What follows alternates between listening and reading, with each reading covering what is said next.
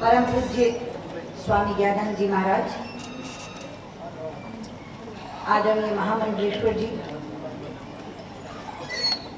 लोकसभा में मेरे सहयोगी शिवसेना के उपनेता भाई चंद्रकांत खैरे जी,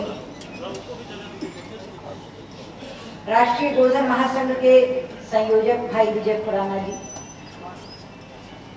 आदरणीय इंद्रेश जी, जस्टिस शंभुनाथ श्रीवास्तव जी, बहन आरती मेहरा जी, मंच पर आसीन मेरे अन्य वरिष्ठ साथीगण और इस सभागार में उपस्थित मेरे गोभक्त बंधुओं और बहनों, एक प्रश्न किया गया है कि मेरे लिए चीन के प्रधानमंत्री ज्यादा महत्वपूर्ण हैं या गौ का ज्यादा महत्व है। मैं उस भाई को बताना चाहती हूँ कि दिन में बहुत हैसियतें जीनी होती हैं और बहुत से दायित्व होते हैं। गौ महत्वपूर्ण है, इसलिए इस सम्मेलन में आई हूँ। नेता प्रतिपक्ष के नाते वहां का प्रोटोकॉल महत्वपूर्ण है, इसलिए वहां जाऊंगी।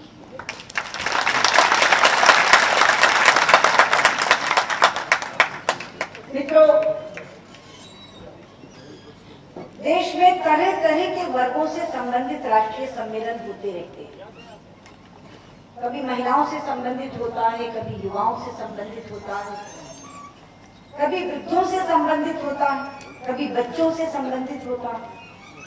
बहुत बार जानवरों, पशु पक्षियों की निर्दयता के विरोध में सम्मेलन होता है। लेकिन आज का ये राष्ट्रीय सम्मेलन शुद्ध रूप से गोवंश के रक्षण के लिए और गोधन के संवर्धन के लिए बुलाया गया है। और राष्ट्रीय गोधन महासंघ के तत्वावधान में भारतीय जनता पार्टी का गोवंश चिकित्सा प्रकोष्ठ और अन्य राज्यों के गौ रक्षा दल, जिनका बहुत विस्तार से वर्णन अभी गौ ज्ञान की सदस्य बहन पूनम कपूर ने किया, कहां लोग किस किस तरह से कार्य कर रहे हैं, उनके तमाम लोग आज एक समावेश के रूप में यहाँ आए हैं। क्यों आए हैं? अपनी पीड़ा को अभिव्यक्त करने के लिए आए हैं और गौवंश की रक्षा के लिए स्वयं को संकल्पित करने के लिए आए हैं। ये दो प्रमुख उद्देश्य हैं हमारे यहाँ आने के। आरती जी ने मेरा परिचय देते हुए प्रारंभ में कहा था कि मैं कृष्ण भक्त हूं और इसलिए ये विषय मेरी आस्था से जुड़ा है। ये ठीक है, मेरी आस्था से जुड़ा है, लेकिन बंधुगण, आस्थाएं व्यक्तिगत होती हैं, आस्थाएं संप्रदाय विशेष की होती हैं या आस्थाएं समाज विशेष की भी होती हैं। मैं इस विषय को केवल आस्था तक अगर रखूं तो विषय बहुत संकुचित हो जाएगा। इस विषय का फलक बहुत बड़ा। ये विषय हमारे संविधान से जुड़ा है, हमारी अर्थव्यवस्था से जुड़ा है, हमारे गरीबी उन्मूलन कार्यक्रम से जुड़ा है, हमारे यहाँ की कुपोषण मुक्ति से जुड़ा है, हमारी कृषि सुरक्षा से जुड़ा है, हमारी ऊर्जा सुरक्षा से जुड़ा है। और ये विषय किसी एक समाज से संबंधित नहीं है। हम ये मान लें और विषय को पहले समझ लें। गोवध के लिए केवल एक संप्रदाय दोषी नहीं है। हम बहुत संकुचित कर देंगे अपनी बात को। ये इतना सरल नहीं है। विजय खुराना जी ने कहा 30 से 40 हजार गाय बांग्लादेश की सीमा पर रोज तस्करी से जाती है। 30 से 40 हजार गाय कोई छोटा जानवर नहीं। कितने ट्रकों में भरकर जाती होगी, कितने रेल के डब्बों में भरकर जाती होगी, और जब वो रेल के डब्बे या ट्रक में चढ़ाई जाती है तो सब समाज के लोग उसे देखते हैं।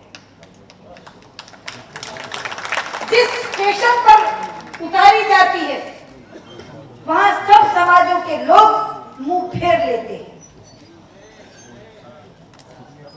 वहां सब समाजों के लोग आंखें मूंद लेते हैं।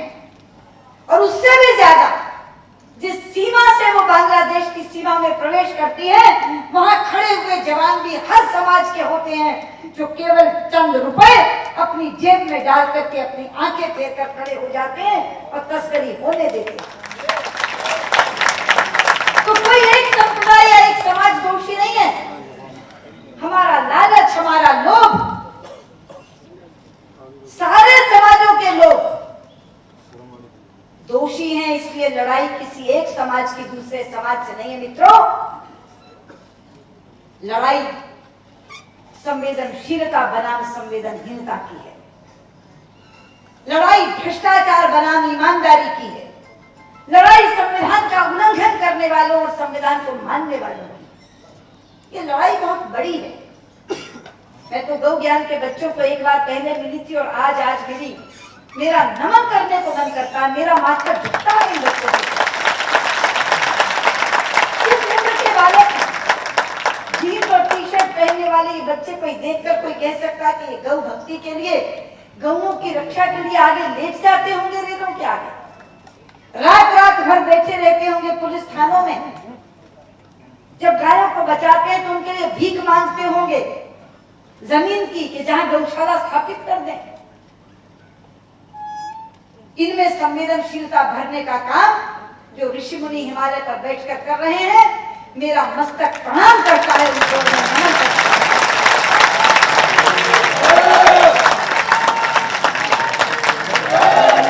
और इसलिए ये लड़ाई यहाँ तनिक भर उत्तेजित होने की नहीं है कि एक चीज हमारे मन की नहीं हुई तो हम उत्तेजित हो गए। ये बहुत बड़ा आंदोलन है मित्रों, और ये बच्चे उसको बहुत बड़े आंदोलन में परिवर्तित कर सकते हैं।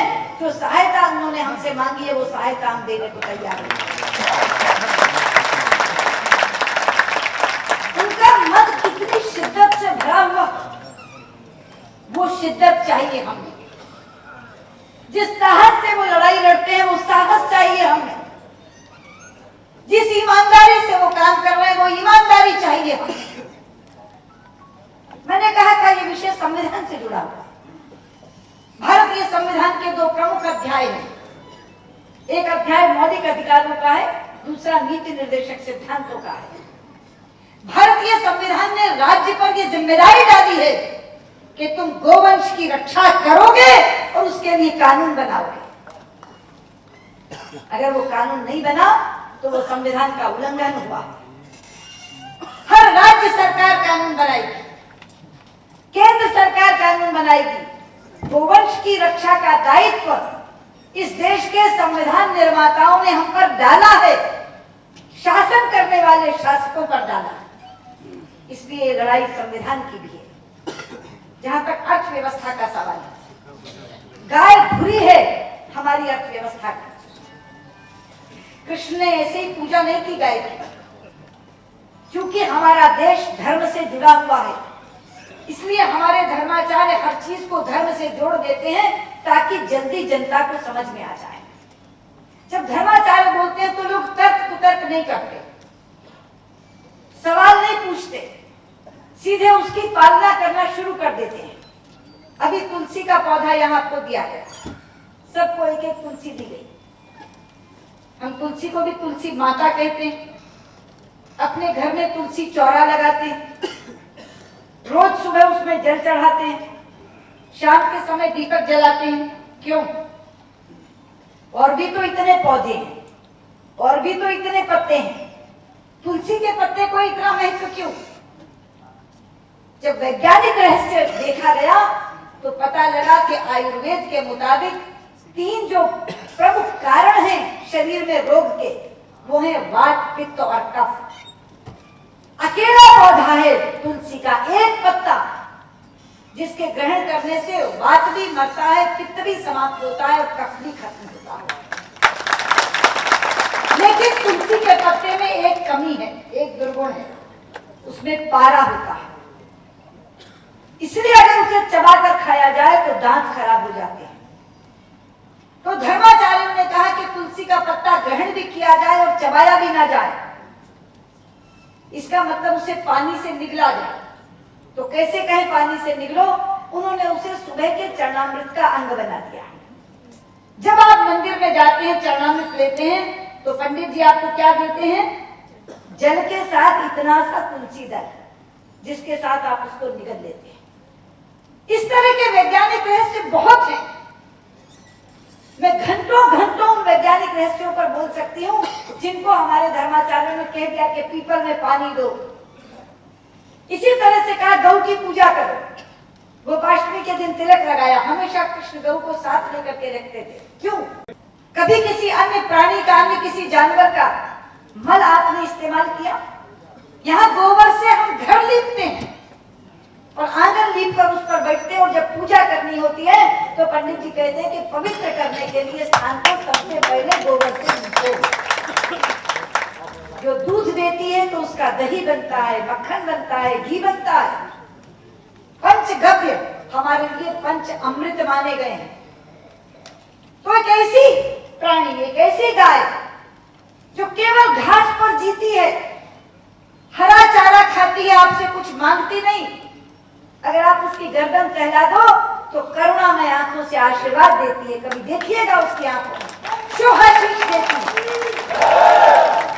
आशीर्वाद बरसता है उसकी आंखों से। वो गाय जिसका मल भी, जिसका मूत्र भी, जिसका दूध भी हमें अमृत के समान है, और जो मरने के बाद भी अपना चमड़ा दे जाती है आपको, अपनी काया का, कि लो इसके भी जूते बनाकर पहन लो।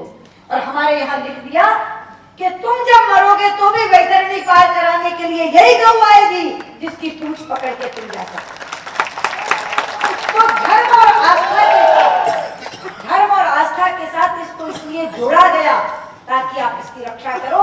वास्तव में इसके साथ सारे वैज्ञानिक तथ्य जुड़े, और ये केवल हिंदुस्तान में नहीं।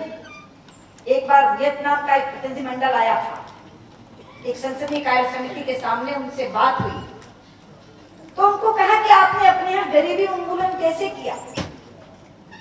तो उन्होंने कहा कि पॉवर्टी एलिविएशन थ्रू काउ, हमने गाय के माध्यम से अपने देश की गरीबी दूर कर दी। तो पूछा कि कुछ विस्तार से बताओ, तो उन्होंने कहा हमने अपने हर गरीब को एक गाय और 1 हेक्टेयर जमीन दी। 1 हेक्टेयर यानी 2.5 एकड़।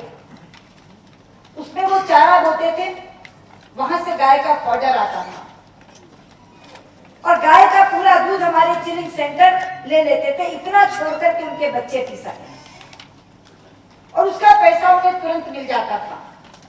और इंटरेस्ट के रूप में हम उसकी पहली बछिया ले लेते थे। हम उस बछिया को पाल के और गाय बनाते थे और गरीब को देने के लिए, और उसके बाद की अगली बछिया उसकी अपनी होती थी जो उसके घर में गाय बनाती थी। और उन्होंने कहा केवल ये चक्र चला, और 1 गाय और 1 हेक्टेयर जमीन के साथ हमने पूरे वियतनाम की गरीबी दूर कर ली, और ये पूरे विश्व में माना गया है सिद्धांत के पॉवर्टी एलिविएशन थ्रू काउ। हमारे यहाँ शर्म आती है कुपोषण के बारे में। जब भारत अग्रणी देश होता है तो भारत के प्रधानमंत्री उसे राष्ट्रीय शर्म की संज्ञा देते हैं, लेकिन केवल कह देने से तो शर्म दूर नहीं हो जाएगी, उसके लिए कुछ करना होगा। और वो क्या करना होगा? अगर गाय के माध्यम से हम गरीबी उन्मूलन का कार्यक्रम शुरू कर दें, अगर गाय के माध्यम से हम एक श्वेत क्रांति ले आए, तो कुपोषण भी दूर हो जाएगा, हमारे बच्चों को दूध मिलेगा, अमृत जैसा दूध, जिसका घी भी कोलेस्ट्रॉल फ्री होता है। 4% कोलेस्ट्रॉल है केवल गाय की फैट, 4% फैट जो कोलेस्ट्रॉल फ्री होता है। एक घास खा के, एक चारा खा के आपको इतने अमृत देने वाली गाय हमारे लिए पूजनीय हो गई। इसलिए कृष्ण ने पूजा की थी उसकी, इसलिए तिलक लगाया था, इसलिए हमेशा साथ में रखते थे।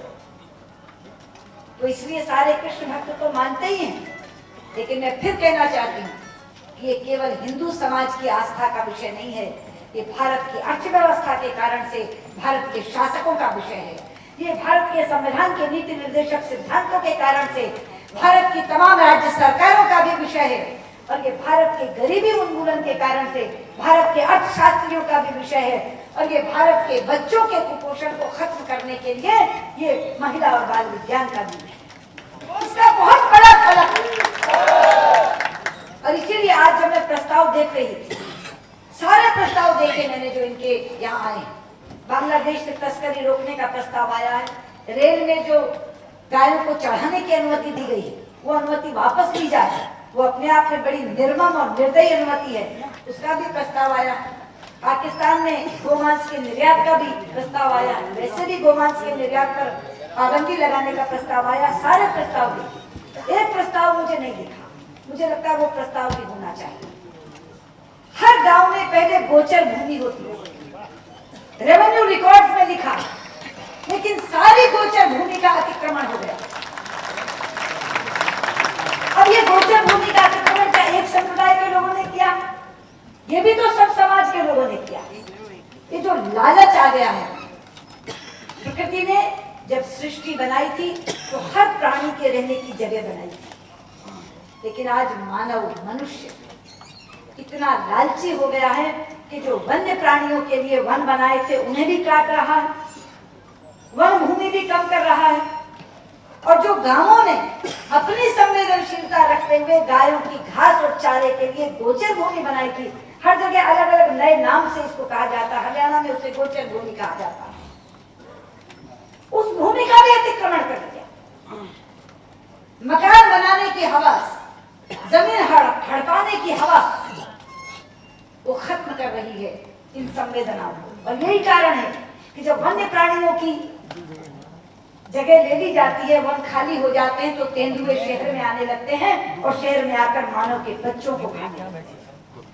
और जब गाय की गोचर भूमि चली जाती है तो गाय भूखी और प्यासी बदुआ देने लगती है।